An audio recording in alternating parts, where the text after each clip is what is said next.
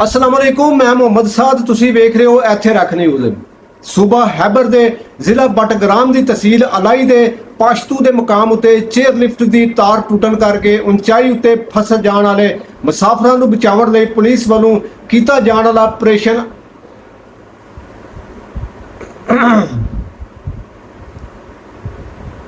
सवेरे दा हाली तिकर जारी है। हुण तक दी खबर के मुताबिक दो बालों नूं लिफ्ट विचों कढ के महफूज थां उत्ते पहुंचा दिता गया है। चेयर लिफ्ट खाई दी पद्धर तो 2000 मीटर तो वध उची है। ऑपरेशन विच फौज के हैलीकॉप्टर हिस्सा लै रहे ने।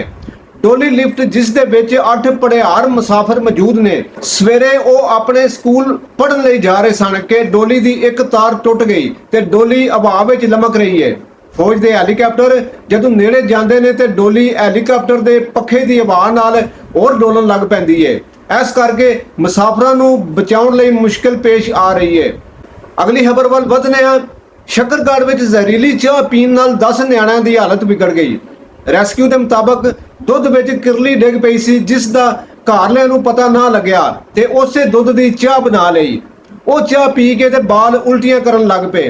रेस्क्यूज राय दस्या कि बालों की जान खतरे तो बाहर है अते उन्हां नूं DHQ अस्पताल नारोवाल भर्ती करार दिता गया है। अगे आओ सूबा हैबर के जिला दक्षिणी वजीरस्तान में फौज ते दहशतगर्दां में लड़ाई। पाकिस्तानी फौज के 6 जवान शहीद जबकि 4 दहशतगर्दां नूं दोज़ख दीआं टिकटां दे के ते अगले जान तोड़ दिता गया। लाहौर में खंड के मुल में एक बारी फिर 3 रुपये का वाधा कर दिता गया। लाहौर में खंड का मुल वध तो बाद 1 किलो खंड का मुल 160 रुपये हो गया है। लाहौर तो ही एक और खबर। लाहौर के इलाके काना अल्लाह दिते ने रुपया लई अपने अगवा का किया ड्रामा जिहड़ा कि पुलिस वालों नाकाम बना दिता गया। पुलिस थाना काना ने मुलजम अल्लाह दिते नूं उहदे संगियां सने गिरफ्तार कर लिया।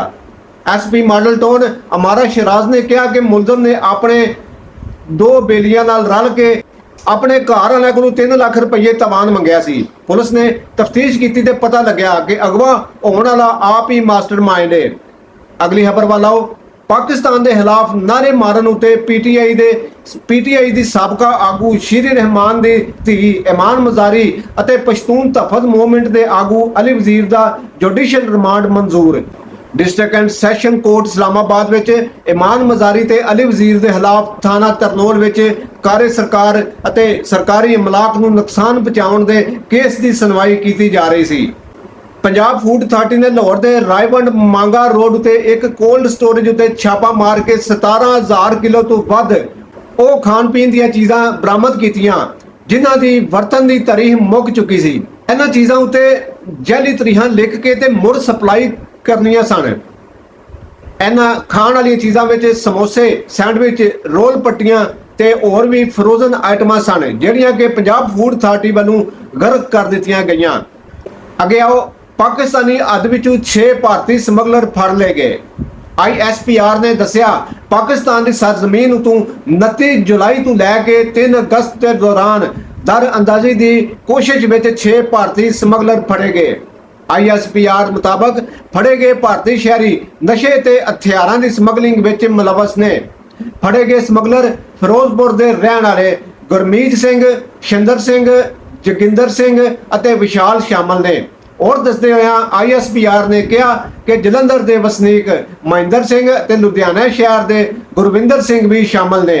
उन्होंने और दस्या कि भारतीय BSF का समगलरां नाल मुमकिन गठजोड़ भी हो सकता है।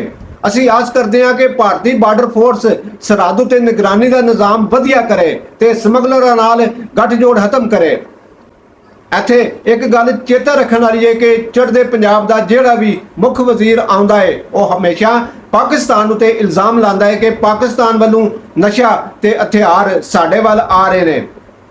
हाली लंघे काली चढ़दे पंजाब के मुख वजीर भगवंत मान अगे किसानां मंग रखी कि सानू पाकिस्तान नाल वपार लई बार्डर खोल के दिओ अते इस दे जवाब विच भगवंत मान ने ओही पुराना रोना रोंदे होया कहा पाकिस्तान चंगा मुल्क नहीं, ये साडे वाल नशा ते हथियार घलदा रहिंदा है। असीं पाकिस्तान नाल वपार नहीं खोल सकते।